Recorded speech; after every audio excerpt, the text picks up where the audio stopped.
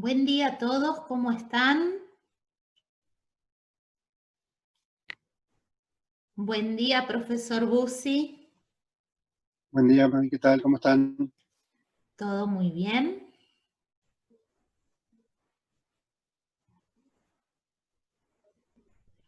¿Profesor Yermoli está?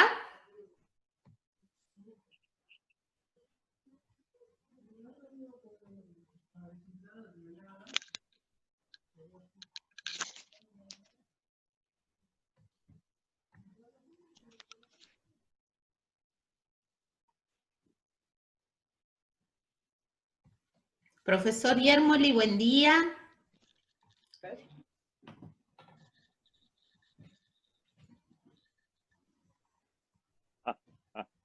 Quiero transmitirles, porque están llegando un montón de mensajitos, a los dos profesores, ¡feliz día! Bueno, muchas gracias. muchísimas gracias. Hay un montón de mensajitos diciendo feliz día a los profesores. Bueno, profesor Bussi, cuando quiera puede compartir su PowerPoint. Un segundito nada más, digo. Sí. Realmente para nosotros, para la cuarta cátedra de medicina y cumpliendo 21 años de este ciclo cultural, tenemos la oportunidad una vez más de disfrutar de otra de las conferencias que llevan el estilo Alfredo Bussi. Alfredo Bussi es profesor titular, como ustedes saben, de diagnóstico por imágenes, pero además, miren el respaldo que tiene ahí atrás, ¿no? Es un gran humanista, realmente, al que conozco hace mucho tiempo y tuve el privilegio de conocer a su querido papá y a toda su familia. Alfredo, cuando usted guste, adelante. Muy bien, muchas gracias por la presentación. Sabe que el afecto es mutuo. Bueno, para mí un verdadero placer volver a participar de este maravilloso ciclo de la cuarta cátedra de Medicina Interna, específicamente en la sección Arte y Salud. Y en esta oportunidad quiero compartir con ustedes una historia de las enfermedades infecciosas. Y digo una y no la historia, porque hay distintos abordajes, como ustedes saben, al estudio del pasado. Y para esta oportunidad elegí abordar el tema de las enfermedades infecciosas desde una perspectiva social. Las epidemias surgieron con la sociedad. Enfermedades han sido y seguirán siendo un producto social, como lo es la medicina, ¿no? que intenta prevenirlas y curarlas. O sea, las plagas, las pestes, no son peligros naturales inevitables, sino que en gran medida han sido creadas por la humanidad. Esto lo explicó muy bien en el siglo XIX el médico alemán Rudolf Virchow, ustedes saben, considerado el padre de la patología moderna. Él fue uno de los primeros en enfatizar los determinantes sociales de los estados de salud, es decir, de las condiciones de la sociedad que generan enfermedad y mortalidad, y lo explicó muy bien. Una epidemia es un fenómeno social que conlleva algunos aspectos médicos. Entonces, las epidemias surgieron con la sociedad, por lo tanto debemos estudiar la evolución del hombre como un ser social y tenemos que ir al principio. La evolución desde los ancestros más primitivos del ser humano hasta la aparición de nuestra especie, tal como la conocemos hoy, empezó hace aproximadamente 4 millones de años. El Homo sapiens, o sea nosotros, aparecimos hace un poco más de 200.000 años, y hace 2,5 millones aproximadamente aparece el primero de la especie Homo, que es el Homo habilis, llamado así porque tenía la habilidad para fabricar instrumentos, habitualmente de piedra. Eso da inicio a la era paleolítica, paleo viejo, lito piedra. A partir de este momento fueron apareciendo otras especies del género Homo, muchas de ellas coincidieron, convivieron en la Tierra, incluso han habido cruzamientos sexuales. Sabemos que nuestra especie Homo sapiens se cruzó con el Neandertal, hasta que finalmente quedamos únicamente nosotros, el Homo sapiens, lo que por lo menos nos hace sospechosos de haber extinguido activa o accidentalmente al resto de las especies. Como dijimos, hace 2,5 millones de años aproximadamente, el hombre comienza a fabricar instrumentos de piedra y se inicia el periodo paleolítico. Desde ese momento hasta hace 10.000 años, o sea, el 99,5% del tiempo que hace que estamos en la Tierra, el hombre se comportó como un recolector cazador, o sea, sobrevivía mediante la caza y la recolección. Eran nómades, vivían en grupos pequeños de 30 personas, dispersos, como les decía, recolectando frutos y semillas y cazando animales pequeños y algunos rumiantes. Es importante saber que cada una de las personas del grupo necesitaba aproximadamente 2 kilómetros cuadrados de terreno para poder encontrar su comida.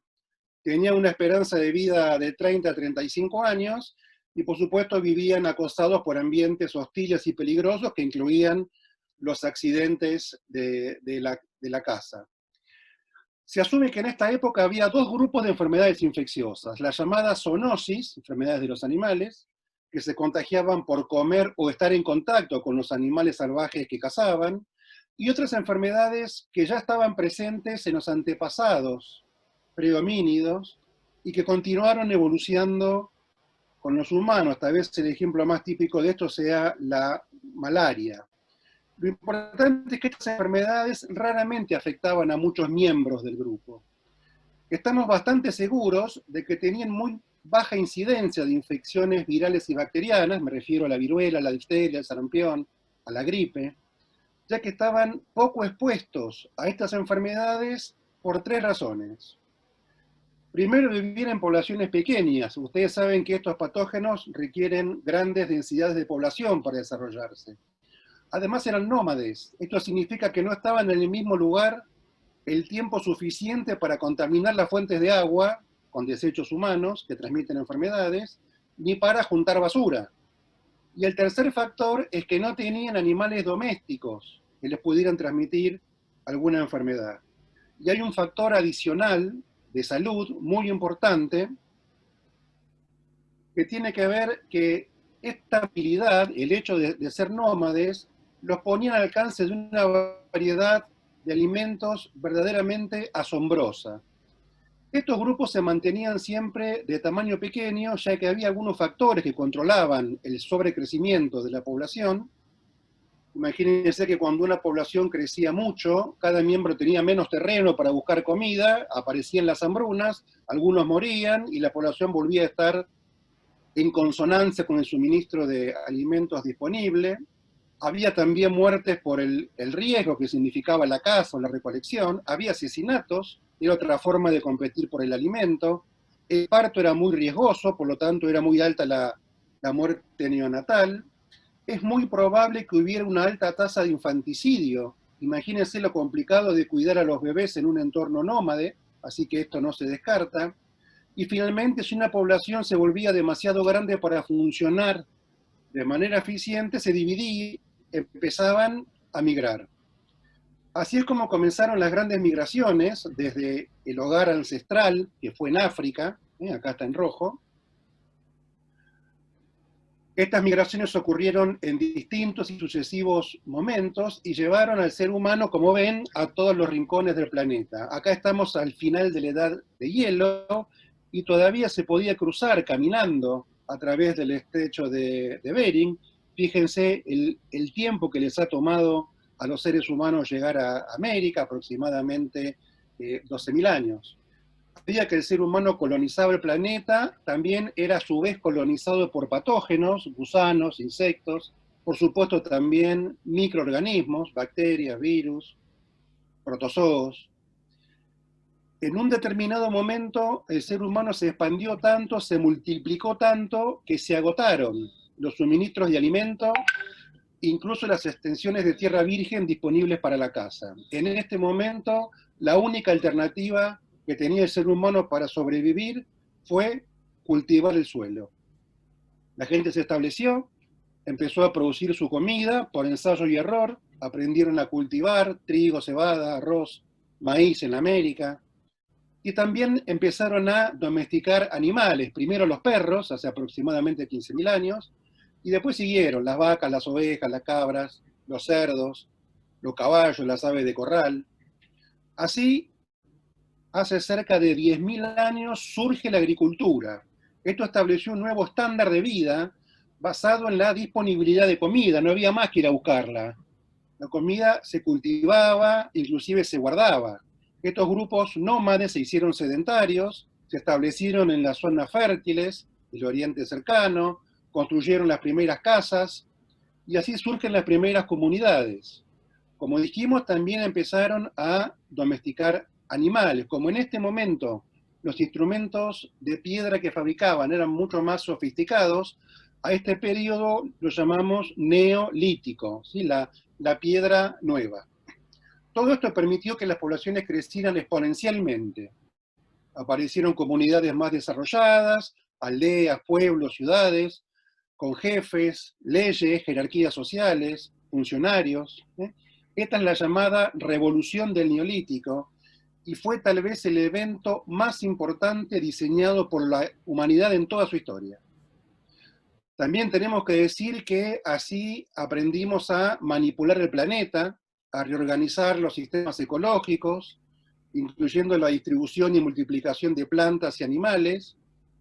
Por lo tanto, esta revolución agrícola también tuvo inconvenientes ecológicos que todavía estamos padeciendo y probablemente aumentando. Recuerdan ustedes que en el Paleolítico había una buena situación de salud y de nutrición, porque había poblaciones pequeñas que eran nómades, sin animales domésticos. Esto cambia radicalmente en el Neolítico, porque las poblaciones se hacen más grandes, el ser humano se hace sedentario y empieza a contaminar las fuentes de agua que tenía cerca, empieza a amontonar la basura cerca de las casas y empieza a domesticar animales con los que empezó a compartir patógenos. Estos animales se unieron a los humanos además para contaminar el agua potable, la tierra cultivada. Esto facilitó el crecimiento de gusanos, atraía insectos que propagaban enfermedades. Las viviendas permanentes atrajeron a otros personajes como las ratas, los ratones, roedores, que aprendieron a refugiarse con los humanos, incluso a comer la misma comida que comía el humano. Florecieron las moscas, que se alimentan de heces y después van a contaminar a los alimentos. Las pulgas y los piojos contaminaron el exterior del cuerpo humano. El agua estancada atrajo a mosquitos y otros insectos chupadores de sangre. Fíjese entonces cómo el ganado vacuno aportó la tuberculosis, la viruela, otros virus, los caballos trajeron los rinovirus, los cerdos y los patos transmitieron sus respectivos virus de influenza, el sarampión es el resultado del pasaje del moquillo canino al ser humano, la agricultura de riego, con inundación de tierras para cultivo de arroz, por ejemplo, fomentó el crecimiento de distintos tipos de gusanos y parásitos, y la agricultura de tala y quema también provocó la proliferación del mosquito anófeles, que ustedes saben propaga la malaria. A pesar de las infecciones desenfrenadas que, como acabamos de ver, empezaron a aparecer, generadas por estos asentamientos, las poblaciones crecieron. Para que tengan una idea, fíjense, antes de la invención de la agricultura, la población mundial se estima en 5 millones de personas, más o menos los que hoy vivimos en la ciudad de Buenos Aires, y para el año 500 a.C., estamos hablando de la Edad de Oro de Atenas, ya había 300 millones, o sea, aumentó 60 veces la población. Lo que sí es cierto entonces es que el establecimiento de poblaciones permanentes, si bien benefició al ser humano socialmente, no benefició su salud. De hecho, hubo una unión sinérgica entre patógenos y desnutrición. Pero los humanos no estaban totalmente indefensos, comenzaron a desarrollar sistemas inmunológicos. Algunas personas están protegidas genéticamente para algunas enfermedades, el ejemplo típico es la malaria. Entonces morían los individuos más susceptibles, los que tenían más defensas, con ellos morían seguramente los patógenos más virulentos, que por decirlo de alguna manera se suicidaban matando a sus huéspedes, y los que sobrevivían transmitían la enfermedad con los patógenos menos virulentos a otros seres susceptibles, y así se generó una especie de convivencia entre los patógenos y el ser humano. Ya estamos terminando la prehistoria, estamos entrando en la llamada Edad Antigua, el primer período de la historia, que consideramos así porque es cuando el hombre inventa la escritura y por lo tanto empieza a dejar registro, y por lo tanto podemos empezar a hablar de una historia. Esto ocurre aproximadamente en el 3500, 3000 a.C. Acá aparecen las primeras ciudades populosas de más de 50.000 habitantes, Babilonia, Siria, Egipto, y empiezan a aparecer las enfermedades infectocontagiosas que pasan rápidamente de un humano a otro. Ya alrededor del 500 a.C. los patógenos empiezan a tener un impacto realmente importante en el crecimiento de las civilizaciones de Asia y de Europa. Acá ya hay viruela, hay difteria, influenza, hay varicela, hay papera, muchas otras más. Y estas nuevas enfermedades empezaron a cambiar el curso de la historia. Imagínense que las poblaciones en las que había aparecido una enfermedad terminaban desarrollando cierta inmunidad, pero estos pobladores empezaban a moverse, había viajeros, comerciantes, misioneros, ejércitos. Esto llevaba la enfermedad a otro lugar, y esta enfermedad conocida en un pueblo se convertía en la plaga del otro. Esto provocaba una grave epidemia con una caída drástica de esa población, a medida que iban muriendo los individuos más susceptibles. Con el tiempo los sobrevivientes empezaban a recuperar hasta que esta enfermedad desaparecía, hasta que tiempo después llegaba otra enfermedad y este ciclo se volvía a repetir. Iban muriendo los que se habían inmunizado de la enfermedad anterior, y esa enfermedad anterior volvía a aparecer, y ahora encontraba en esa ciudad seres que no estaban inmunizados, y este ciclo otra vez se repetía. Esta transformación de las plagas en enfermedades infantiles se destaca como un hito en la historia epidemiológica. Los adultos terminaban siendo inmunes. Cuando la enfermedad volvía, los únicos que estaban indefensos eran los que habían nacido a partir del brote anterior. Por eso se transforman en enfermedades infantiles. Pero fíjense que ahora quien limita el crecimiento de la población no es el hambre como era antes, sino que son las enfermedades. Y así comienzan la era de las epidemias catastróficas. La peste de Atenas, probablemente una fiebre tifoidea, no está de acuerdo los historiadores, ocurre durante la guerra del Peloponeso, tuvo importantes consecuencias políticas, murió el 25% de la población, murieron líderes, especialmente Pericles. Recuerden que estamos en el siglo de Pericles. Se derrumba el orden social, el orden moral, y esto acaba con la llamada Edad de Oro de Atenas. Se allana el camino para el éxito de los macedonios y finalmente la llegada de los romanos. Más adelante, en el año 165 después de Cristo, aparece una gran peste en Roma, la peste antonina, o peste de Galeno, porque estaba él en aquel momento en Roma.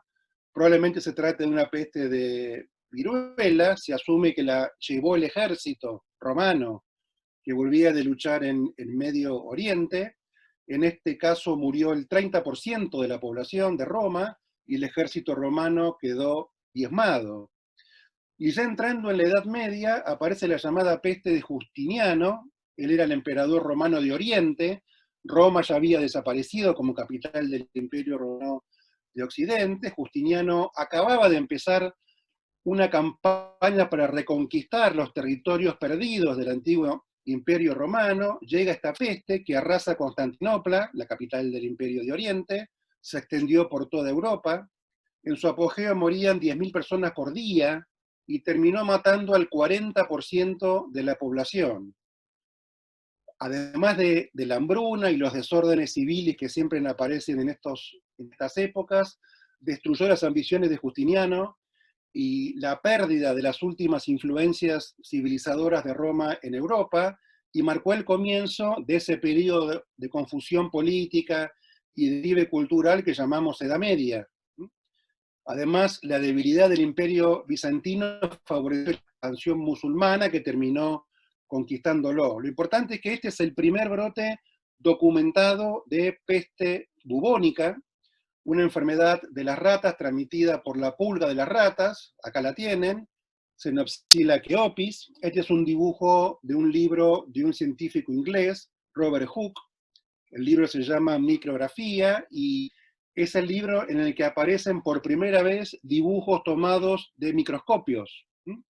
Este libro en su época fue una especie de bestseller científico, ya que inspiró un gran interés en el público en esta nueva disciplina que era la microscopía. También tal vez sea interesante señalar que en este libro aparece por primera vez la palabra célula. Se estima que a lo largo de la historia han muerto de peste más de 300 millones de personas, lo que la convierte en una de las enfermedades infecciosas más letales.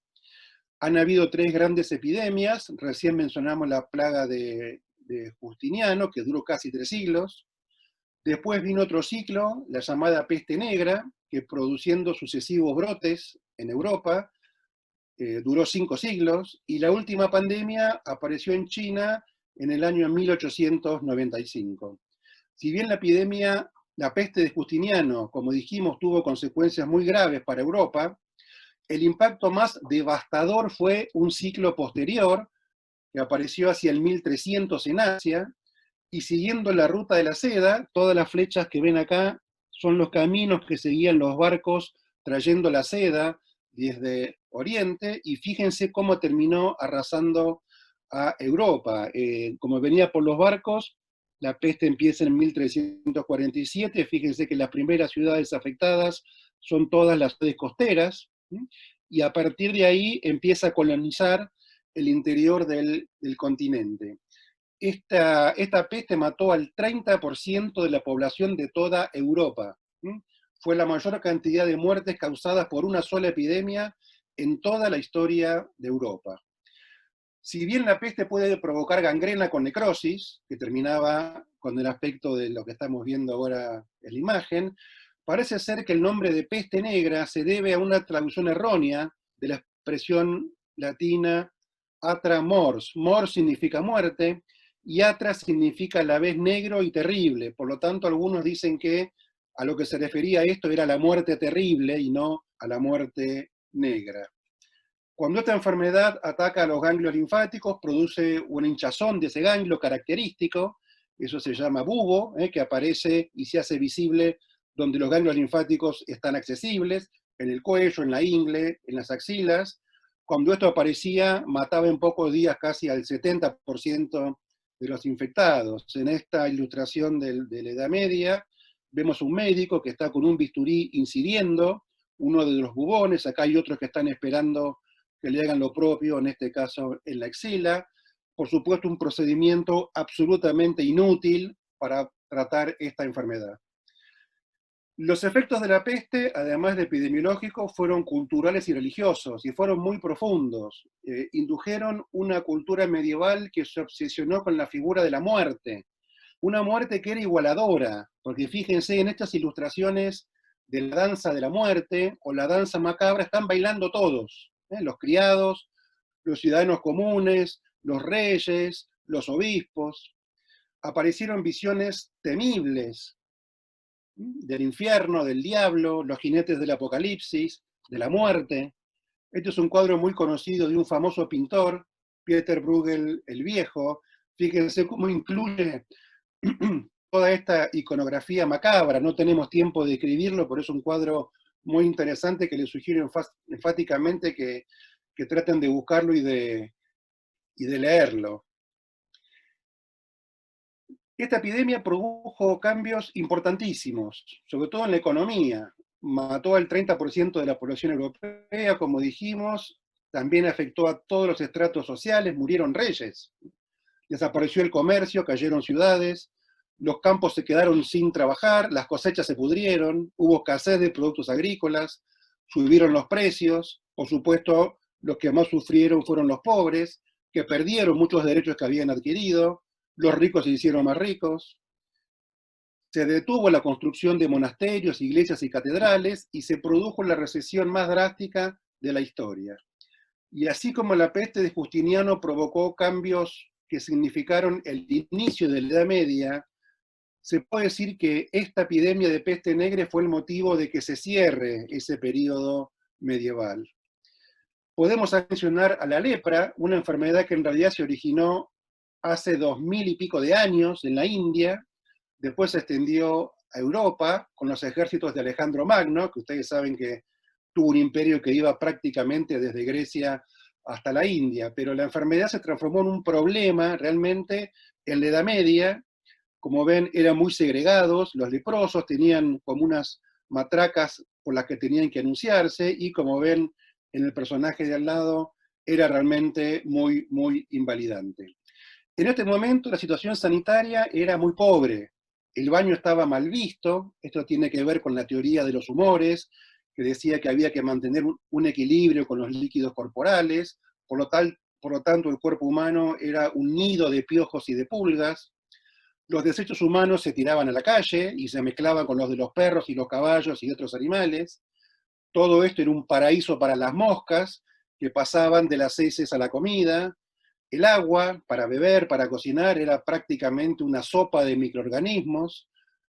Convivían con las personas las ratas, los ratones y otras alimañas. Muchos cadáveres de animales se dejaban pudrir, lo que aumentaba no únicamente el mal olor, el hedor, sino que también proporcionaba sustento para muchas alimañas. Así que imagínense que los sobrevivientes de esto eran inmunológicamente muy potentes. Imagínense que para llegar a la vida adulta habían tenido que atravesar todas las enfermedades infantiles y además tenían que soportar infecciones gastrointestinales, parásitos, enfermedades de la piel. Ya estamos terminando el siglo XV, empezando el siglo XVI, estamos en la época de las grandes exploraciones marítimas. Los conquistadores que llegaron a América pueden ser vistos como una especie de élite inmunológica que generó un contraste impresionante y mortal entre ellos y aquellos a los que conquistaron. De hecho, la llegada de Cristóbal Colón a América fue el evento más catastrófico para la salud humana de la historia. Esto estableció un contacto entre dos poblaciones que estaban aisladas durante miles de años. Recuerden quiénes eran los que estaban en América. Habían llegado hacía 12.000, 13.000 años por el estrecho de Bering, abandonando el viejo mundo antes de la domesticación de animales, por lo tanto no llevaron animales que portaran enfermedades. Al llegar a América no encontraron ningún otro ser humano, ya que ellos venían a colonizarlo desde África. En un momento se derriten los polos y quedan independientes. Europa y Asia de América quedan aislados, por lo tanto las enfermedades de Asia no llegaban a América. Pero América tenía también sus enfermedades propias, había enfermedades provocadas por riquecias, como enfermedades rocallosas, algunas enfermedades parasitarias transmitidas por vectores, como la leishmaniasis o la enfermedad de Chagas, algunas enfermedades bacterianas, como la enfermedad de Carrión, una bartonellosis, o la pinta, que es una enfermedad provocada por un treponema, pariente de la sífilis, y además estaban las enfermedades de los animales salvajes. Pero los europeos llevaron todo esto, una cantidad de enfermedades para las que los pueblos originarios no tenían ningún tipo de resistencia. Parece que la primera gran epidemia en América golpeó la isla La Española en 1493, al año siguiente de la llegada de Colón. Parece que fue la gripe porcina, y 25 años después llega la viruela, que mató la mitad de la población del Caribe, y además acompañó a los conquistadores hacia el interior del continente, lo que facilitó muchísimo la tarea de Hernán Cortés en México y de Francisco Pizarro en Perú. No sabemos exactamente cuántos nativos americanos vivían en América cuando llegó Colón con la enfermedad, por lo que no se sabe con certeza la magnitud numérica de este desastre demográfico, pero se estima que en 1492 había entre 50 y 100 millones de personas y que murió alrededor del 90% de esta población. Esta tragedia tuvo otra tragedia: el tráfico de esclavos. que los conquistadores necesitaban como mano de obra. Los africanos que llegaban tenían una inmunidad similar a la de los europeos, eran resistentes además a las enfermedades propias de su hábitat, incluyendo el paludismo falciparum, el más peligroso de los paludismos, fiebre amarilla, otras enfermedades africanas, y esto genera una segunda ola de enfermedades en América que se sumó a la anterior. Fíjense entonces todo lo que ocurrió a fines del siglo XV, principios del siglo XVI, con estos viajes. Hubo una abrupta vinculación de enfermedades europeas, americanas y africanas, que provocó la diseminación de enfermedades conocidas, la aparición de nuevas enfermedades, e incluso la modificación de enfermedades conocidas. Por ejemplo, la viruela se hizo mucho más letal, incluso en Europa. La tuberculosis también provocó enfermedades más severas, y la sífilis, que tiene un origen discutido, un origen incierto. Hay dos hipótesis: como hubo una epidemia muy virulenta que coincide con la vuelta de Colón a España, algunos sostienen que la sífilis es americana y que la llevó Colón, pero otros dicen que en realidad la sífilis estaba presente en los dos continentes y que a fines del siglo XV, por un mecanismo todavía no dilucidado, aumentó su virulencia o su transmisibilidad. Hay que decir también que en este intercambio Europa recibió muchos alimentos nuevos de América que le fueron muy provechosos. Tal vez lo más importante fueron la papa, la calabaza y el maíz, y separo el maíz porque el maíz no solo fue útil para el consumo humano, sino también para alimentar animales. Y esto es importantísimo porque proveyó mayor disponibilidad durante todo el año de proteínas de alta calidad, leche, queso, huevos y carne, sobre todo porque los animales estaban mejor alimentados. Todo esto provocó, por supuesto, un importante aumento de la población. En los siglos XVII y XVIII aparecen importantes epidemias de tifus, que reemplaza a la sífilis como el gran asesino en tiempos de guerra, una enfermedad típica de los campamentos sucios. Hubieron rebrotes de la epidemia de peste en Milán, en Londres, en Viena y en Marsella, fueron las más graves. También en este momento aparecen algunas mejoras en la salud pública. Por supuesto, hay más personas inmunizadas, aparecen las medidas de cuarentena, las primeras campañas de salud pública, y comienza la variolización y sobre todo la vacunación por el inglés Jenner en 1796, que fue el inicio de el triunfo del ser humano frente a muchas enfermedades infecciosas. A fines del siglo XVIII, a principios del siglo XIX, aparece la Revolución Industrial. Esto también provocó grandes transformaciones económicas y sociales. Aparecen nuevas tecnologías aplicadas a la producción de masa. La más importante tal vez sea la máquina de vapor. Y al igual que la Revolución Neolítica, la Revolución Industrial trajo compensaciones. Es cierto que hubo un crecimiento exponencial de la población. Fíjense lo que pasa con la población a partir de la Revolución Industrial. También hubo mayor prosperidad, pero tenemos que decir que también hubo mayor desigualdad, que aparecieron condiciones de vida insalubres como enfermedades ocupacionales. Hay que nombrar la enfermedad pulmonar de los mineros o los alfareros. Aparecieron enfermedades como el raquitismo, y aparecieron lo que se llaman las enfermedades de la riqueza: el cáncer, la obesidad, enfermedad coronaria, hipertensión, enfermedades degenerativas.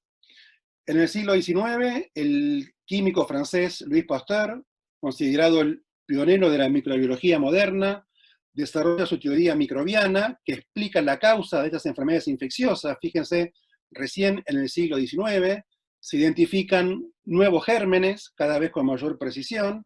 Aparece el tratamiento contra la malaria, en base a la quina, se extrae de la corteza de la chinchona, una planta originaria del Perú, que incluso está en la bandera de Perú. En el siglo siguiente aparecen más vacunas, aparecen los antibióticos, y el siglo XIX es el cólera, la gran nueva enfermedad, una enfermedad originaria de la India, que nunca se había globalizado porque por la gravedad que tiene, los pacientes no llegaban a salir y quedar vivos, no vivían lo suficiente para llegar a otro lugar.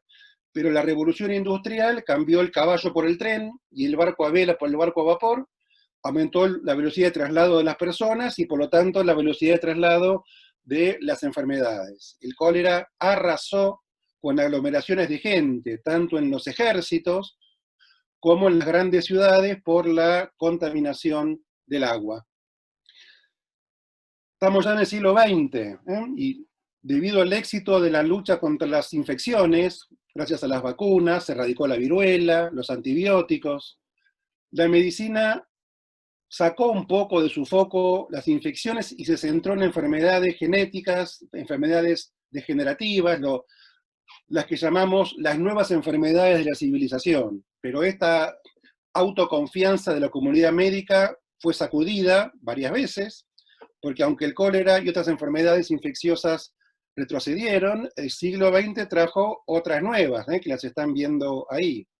Quiero detenerme un instante en la pandemia de la gripe española, que también empezó durante una guerra, en este caso empezó en la Primera Guerra Mundial. La gripe española no nació en España, sino en Estados Unidos, en un campamento militar. La foto que ven es de ese campamento. Se propagó a Europa con la llegada de las tropas norteamericanas a Francia. Como los demás países de Europa estaban en guerra, España era el único país neutral y era el único que informaba sobre este tema, por eso se la llamó la gripe española. Fue una de las pandemias más virulentas y devastadoras de la historia de la humanidad. Mató más de 50 millones de personas, casi 3 veces más de los que murieron en toda la guerra. Esta pandemia también llegó a la Argentina, por supuesto. El Departamento Nacional de Higiene, además del uso de tapabocas, como ven acá, dictó una serie de medidas sanitarias muy similares a las que estamos utilizando en la pandemia que estamos viviendo en este momento. El siglo XXI nos encuentra transitando una nueva pandemia provocada por un coronavirus, un virus que circula principalmente entre animales, pero que ha evolucionado y ha infectado al ser humano, como pasó en la epidemia de SARS del 2002-2003, como pasó con el MERS en el 2012, y hay otros 4 tipos de coronavirus encontrados en humanos que causan síntomas respiratorios similares al resfrío común. Esta pandemia desató una crisis global como hace tiempo que no vemos y cuyos efectos todavía son imposibles de estimar. Encontramos situaciones que se repiten en estas pandemias: terror y pánico de la comunidad, relajación de vínculos morales, enfermos abandonados por los familiares, imposibilidad de enterrar cadáveres, crítica a funcionarios y profesionales de la salud y una importante participación de la población. Se hace evidente en estas epidemias que algo se ha perdido, no solo la salud, aparecen nuevos modos de padecimiento, se tensionan y se quiebran los vínculos y convenciones sociales, se hace evidente que el contagio es inversamente proporcional a la distancia social, es necesario controlar a las personas, el control individual, el autocontrol, una vigilancia colectiva, que hay una rotura con el pasado, que va a venir un futuro distinto, y que llegó el fin de la sociedad tal como la conocemos. En los últimos 30 años han aparecido más de 30 enfermedades infecciosas nuevas, asistimos a cambios importantes desde la perspectiva sanitaria, sabemos que la salud y la enfermedad en las poblaciones tiene que ver con una interacción entre 3 factores: el ambiente, los agentes patógenos y las poblaciones. Ya aprendimos y no podemos olvidar que cualquier desequilibrio en algunos de los factores puede desencadenar otra tragedia. En esta pandemia que estamos viviendo, sentimos que hemos entrado en un mundo que nos parece... Sí. Alfredo, un minutito, porque es tan, tan rica su conferencia que nos gustaría, nos va a quedar sin tiempo, reingresar para algunas preguntas y, bueno, y seguramente los alumnos también quieran hacer también, si tienen preguntas o si quieren agregar algo. ¿Puede ser? Por supuesto. Ingresamos entonces con las mismas coordenadas. Muy bien.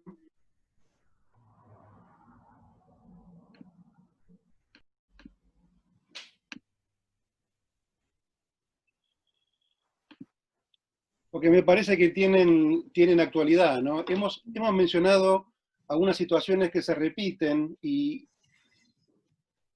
este es un resumen de las sensaciones que tenemos los que atravesamos alguna pandemia, y seguramente es muy parecida a la que han tenido nuestros antepasados que han atravesado situaciones similares. Es realmente un shock en la sociedad, por eso yo insisto con la importancia de entender una pandemia como un fenómeno social. La sensación de que se perdió, no únicamente se pierde la salud, se ha perdido un estilo de vida que teníamos y que sabemos que no vamos a recuperar. Aparecen nuevos modos de padecimiento que no sabíamos que existían. Hay muchas tensiones sociales, hay el quiebre de vínculos, se tiene conciencia de la importancia de alejarse de un semejante para evitar el contagio y para evitar la muerte.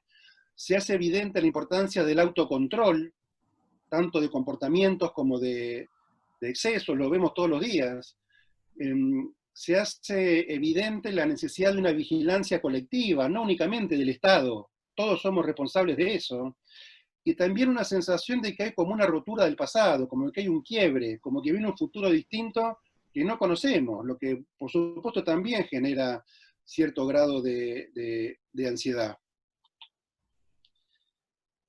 Les decía que en los últimos 30 años han aparecido más de 30 enfermedades infecciosas nuevas de diversa etiología que han tenido un alto impacto, tanto en humanos como en animales.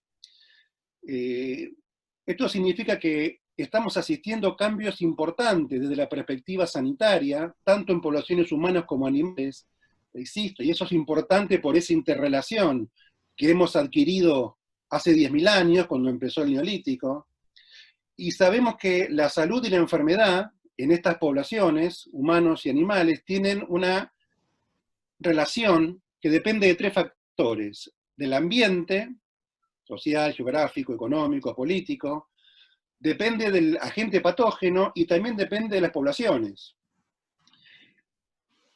Aprendimos y no tenemos que olvidar que cualquier desequilibrio en estos factores puede desencadenar o la activación de nuevos agentes patógenos que no conocíamos, o la reemergencia de enfermedades que estaban olvidadas o incluso a veces desatendidas.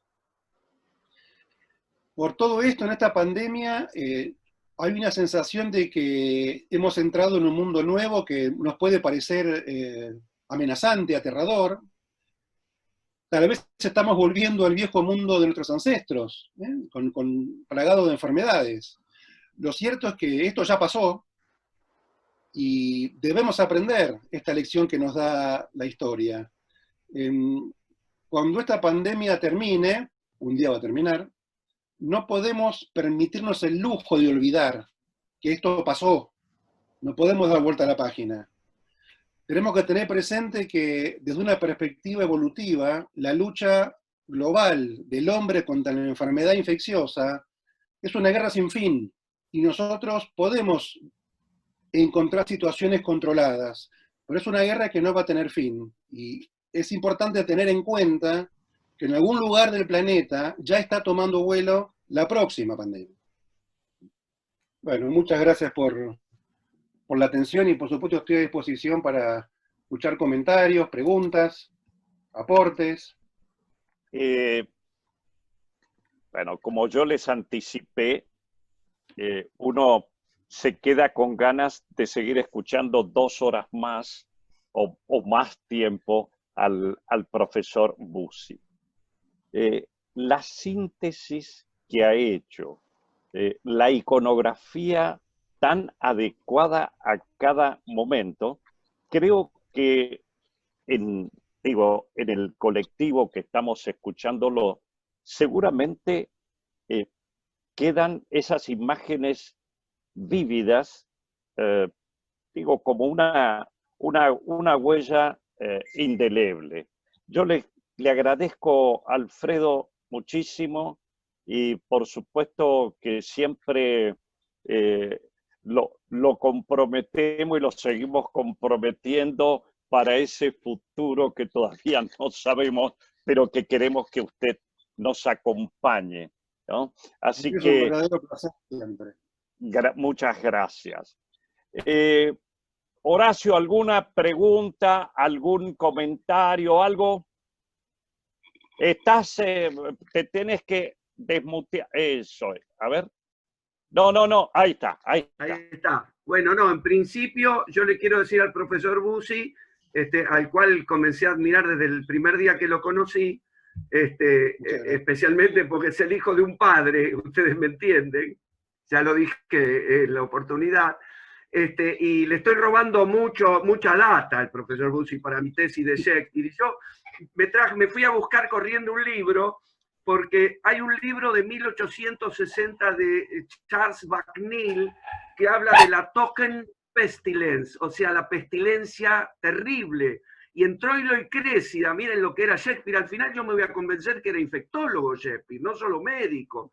Habla en Troilo y Créssida de lo que es la death tokens, o sea, la muerte terrible, con lo cual yo adhiero a lo que dijo Alfredo Bussi, que es probable que la traducción sea la muerte terrible, ¿no? Por otra parte, recordé a Giuliani Libonati hablando de la oncocercosis, de todas esas patologías que yo no sé si todavía ahora se mencionan, con lo cual, bueno, nada, lo aplaudo ahora, después le aplaudiremos todos y le agradezco profundamente. Muchas gracias. Profesor Bussi, tenemos una pregunta. Angie Muñoz pregunta que le gustaría saber si hay alguna documentación de las epidemias y pandemias anteriores sobre cómo se afectó la salud mental de las personas que la padecieron. Por supuesto que la hay, y tal vez una de las más interesantes son las obras de ficción que se escribían en cada momento de cada peste. Podemos nombrar El año de la peste de Defoe, que habla de la gran epidemia de Londres. Podemos hablar de la peste de Florencia, descrita por Boccaccio. Podemos hablar de Camus, con su obra La peste, donde describen perfectamente el comportamiento social, que les aseguro los va a sorprender la vigencia que tienen esos libros escritos hace 100, 200 y 300 años. Gracias, profesor. Mi humilde madre decía, porque ella no tenía una gran instrucción, pero decía, en estos momentos aparece lo mejor y lo peor de nosotros. Buena síntesis. Por otras razones, ¿no? Sabia su mamá. Claro. Mavi, ¿alguna otra pregunta? No, agradece a Angie por su contestación y bueno, y después todos le agradecen. Ah, bueno, son todas laudatorias, ¿no? Sí, bueno, es lógico. Y además en el Día del Profesor en la Argentina, profesor y maestro Bussi. Muchísimas gracias. ¿Alguna otra pregunta? ¿Alguien quiere hacer algún comentario? Andrea Bussi quiere hacer algún comentario, alguna felicitación al papá. Estará esperándolo para almorzar, Andrea Bussi. Seguro. Bueno, muchas gracias a todos. Mavi, perdón, vos cerrá y la próxima que tenemos. Va a estar la licenciada Isabel del Valle con alguna de sus ponencias sobre la comunicación médico-paciente. Mañana ya vamos a tener definido el título bien. Bueno, muchísimas gracias a todos. Gracias, Laura, también por estar presente. Andrea, bueno, todo, Belén, todo. Qué lindo. La familia ahí acompañando. Un abrazo a todos. Gracias. Muchas gracias, profesor Bussi. Muchas gracias. Muchas gracias, Mavi. Bueno, excelente todo. Hasta luego, buen día. Hasta luego.